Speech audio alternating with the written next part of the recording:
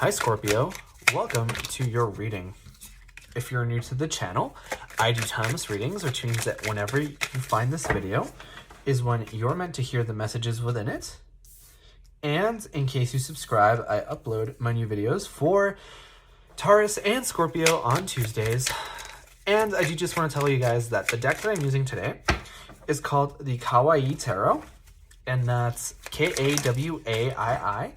But I do want to let you guys know that in case you're interested in getting a personal reading, my information is in the description below. And lastly, I do just want to give you guys a little bit more insight on how I shuffle my cards. So the cards sometimes have a tendency to flip over in the deck, but I only take jumpers. And in fact, this deck in particular really has a habit of jumping out. See? But like I was saying, I only take out jumpers, and usually if they jump out in groups that are too big, I'll go ahead and put them back in and continue shuffling. But my main goal here is to get you guys roughly 8 or 9 cards, and then we can get started on your reading. So it looks like we have all 8 cards. But before we get started on your reading, I do just want to remind you guys very quickly that in case you enjoy the reading, the best way to let me know is by leaving a like or a comment. But your overall energy here is the Moon card. Now, the Moon card is actually a really powerful card. I know that not too long ago we had a full moon in Scorpio, but this Moon card is definitely telling me to tell you to watch out for the moon cycles. Because I think that over the next month, probably from when you watch this reading, you're going to experience some very intense energy here with the moon cycle. So watch out for the new moon, the full moon, and the other 2 quarters. So I think that with this Moon card energy, you're going to experience a lot of revelations, because the Moon card is all about your deep secrets, your subconscious, your things that you don't know that are occult to you, and things that are coming out to light to you. So I'm thinking that you guys are going to do a lot of soul searching and a lot of kind of FBI work, I should say. I shouldn't say that, but like detective work. You guys are going to find out energy, find out information perhaps that other people don't want you to know. Perhaps you're going to be told something. But this Moon card tells me that you're going to receive a lot of information. And it might not even be like information or knowledge from like a person. It could be like a spiritual download or something that is made privy to you by your like spiritual guides or something. But I'm definitely getting here that there's something where you guys didn't exactly know everything, didn't have like a full deck of a full deck of cards, and now your hand is so much stronger as a result. But I do want to talk about here with this 6 of Cups in reverse and this Empress card. I think that a lot of you guys might unfortunately be stuck on somebody from the past, because that's what the 6 of Cups feels like to me. It's a card about the past. It's a card about nostalgia. But I think that because it's in reverse, it tells me that you're either trying to break away from the past or you're stuck on someone from the past. And with this Empress card here, I would be very careful, because with the Empress and the Emperor in particular, we start to talk about like twin flame kind of energy. And if there's like doubt and sort of this breaking away kind of energy, it might be that you're in a connection with like a false twin or something of the sort, perhaps even a karmic that you're interpreting as a twin flame or something. And when you're in those kinds of situations, it can be very easy to get very obsessive, very controlling, and it can have a very big impact on your life. So I'm here to tell you to just be careful with who you associate, how much you associate with them, and like what you're doing with them. So like if you met somebody, and I know that I'm talking about past energy, but like if you met somebody for a month, or you've been talking to them again for a month, because this can sometimes talk about reunions too, don't like plan a whole life together if you've only been talking for a month, right? So take things slowly, listen to your intuition, feel your way around the situation, and I feel like that's going to help you a lot. But with this Six of Cups, there's also that secondary interpretation that I have of like trying to look at things from a more mature perspective, because the Six of Cups is all about sort of that childhood kind of era. So I think that for a lot of you guys, the fact that it's in reverse tells me that you guys are trying to look at things a lot more differently.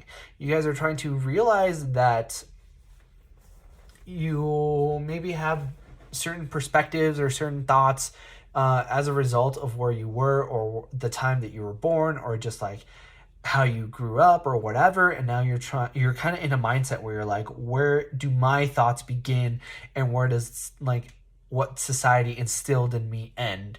And I feel like that's a very powerful energy to be in, because we have the Empress here. So like I was talking about earlier, where it could be like the energy of a false twin, it could also be your energy as an Empress as well, right? And this also applies if you're a male Scorpio, but when I in particular see the Empress or the Emperor, I know that it's like the highest of your divine feminine or divine masculine energy. And I feel like with this, you're really starting to focus in, zero in on your feminine energy, in the sense that you're listening to your intuition, learning to love some of those more feminine qualities of yourself. And this extra applies to men, because men a lot of times in particular always try to extra suppress their femininity because they have to sort of present this certain way.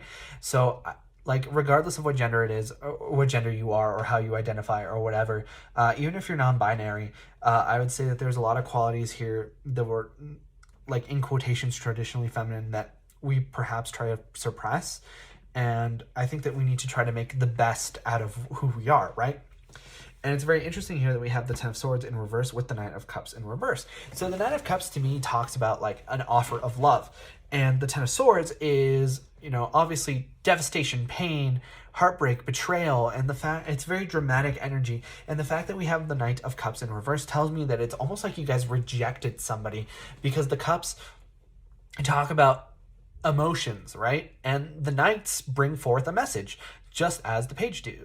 So the added difference with the knights is that they bring forward action as well. So the fact that you have sort of like this emotional action or message tells me that it's either going to be some kind of like apology or offer of love. And it looks like to me that you guys rejected them, because also, I don't know why, but I'm really looking at this person, and you know, this person seems like a little bit on the chubbier side, and they have in this picture like yellow skin. It looks like almost they have jaundice, but I feel like that might be very important to some of you guys. It might be like you guys are dealing with somebody who is a little bit on the chubbier side, or whatever. It might be like, how should I say it? A descriptor for you. But either way, it feels like you've caused this this reaction here where you've rejected them, and that causes this Ten of Swords to be in reverse. So instead of going through this heartbreak, this heart pain, this devastation, you guys are avoiding it because you're not necessarily going into like these lower vibrational games with this person, because I feel like this person is very lower vibrational. And this is what I was talking about earlier, because we have Seven of Cups energy in reverse with the Six of Cups energy in reverse. And the Seven of Cups is all about fantasy and daydreaming. And the fact that it's in reverse tells me that you guys are sort of abstaining from fantasy and daydreaming. So it feels like you guys are taking a much more mature approach, a much more like adult or realistic kind of approach to whatever the situation is. And that kind of mirrors here this Six of Cups energy in reverse, where it's like, I don't want to be thinking like a child anymore. I want to have like a more mature approach to the situation. And you're doing the same here. So it feels like from the 6 to the 7, you're seeing a lot of that progression. And with this Three of Pentacles here, it feels like you're trying to work together. So even though perhaps maybe you haven't rejected this person outright, but it's like you're not really willing to like be in a relationship or whatever with this person. Maybe even for some of you guys, it might be that they're offering just like a sexual connection or whatever, but that feels more like the Knight of Wands. Either way, you're working together with this person to get a solution that works best for you. But be careful, because I see the Five of Swords here. And the Five of Swords is a card all about petty conflict, disagreements, arguments, unfair, unsportsmanship kind of energy. Somebody who like takes something far too seriously that they shouldn't have. This is like somebody who is like roasting someone lightly, and then when they get roasted, they take it far too seriously, and then they like hit back with all they got, and they break friendships and burn bridges and whatever. And this card is here to tell you to be careful about who you talk to and what you talk to them about. And with this Ace of Swords, this further compounds on what I was talking about earlier with this Moon card, whereas you guys are going to see a lot more clarity, because that's what the Ace of Swords represents. It represents a new beginning and everything that has to do with the mental realm. So I'm seeing that you guys are going to have a lot more clarity in the upcoming weeks and maybe even month, because we have this sort of moon cycle energy at the beginning. But that was your reading first time around, Scorpio. If you guys enjoyed, please leave a like or a comment, because it really helps out the channel, and I personally really love to know if these readings resonate with you guys. But like I said before, I upload my new videos for Scorpio and Taurus on Tuesdays. But in the meantime, you guys are more than welcome to watch any of my other timeless readings that I have up on the channel. And with that being said, I hope to see you guys next time for your next reading.